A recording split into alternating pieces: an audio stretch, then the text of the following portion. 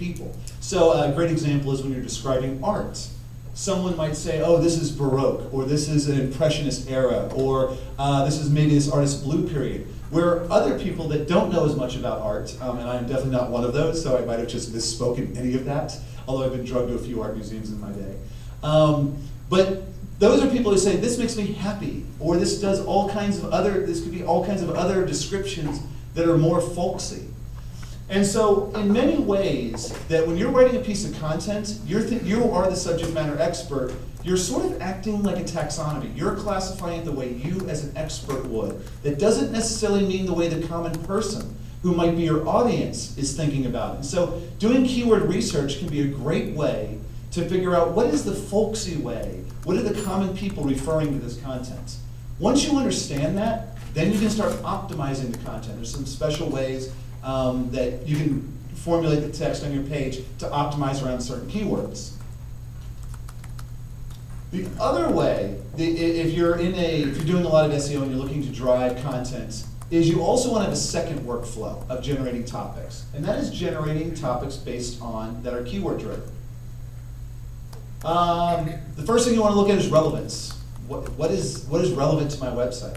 So if your website is about plumbing, you probably, even though there's a lot of people searching for, say, Britney Spears, you probably don't really need a piece of content about Britney Spears.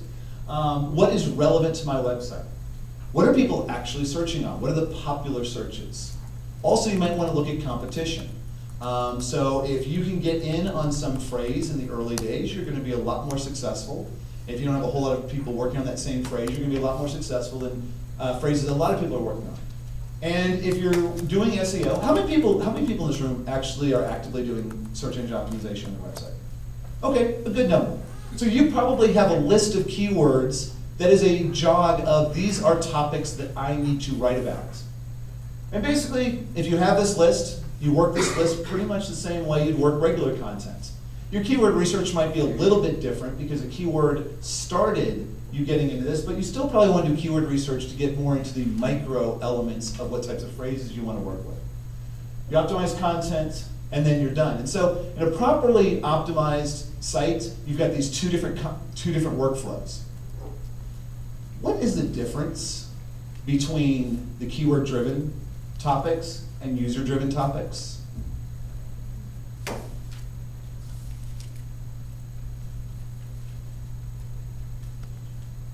How are they the same? Do you think they're the same? No. If it's what people are searching for, then that would be the topic of the day. I mean, if the keywords give you the topic. Exactly.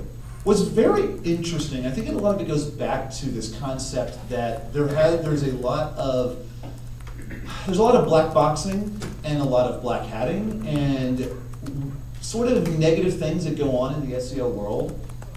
But really, if you're doing it the white hat way, if you're doing it the correct way, it really is about usability. You're absolutely right that keyword-driven content is just another way of figuring out what do users actually want. Now, there's other ways to do user-driven content. So people submitting questions to your website, conversations that you might have, say, at a Drupalcon or Drupalcamp. There's other ways of getting that information. But keyword-driven research is another way of figuring out what do users really want to know, how can we create user-driven content? And so they're actually very similar. Site keyword research, general process. Normally someone who understands a site will brainstorm several keywords. Come up with a seed keyword list. This might be 5 to 10 keywords. Then you go and you do research. There's tools out there that can give you some rough estimates on what people are actually searching for. And you want to look at synonyms. You want to look at different variants of what people are searching for. You want to see what type of search volumes, how popular some of these keywords, and also how competitive they are. Generally, once that research is done, now you're going to have a very large list. Could be several hundred to several thousand words. Then you normally want to give it back to someone who understands the website, and they can tell you which of these, this large list is truly relevant. What are our priorities? Because some of these phrases might not match. And then you end up with a targeted keyword list. How many people, there's about half the room's doing SEO, how many people have actually gone through this process? They do it themselves. Okay, a good number. Oh, people over here. So this is the SEO section of the room.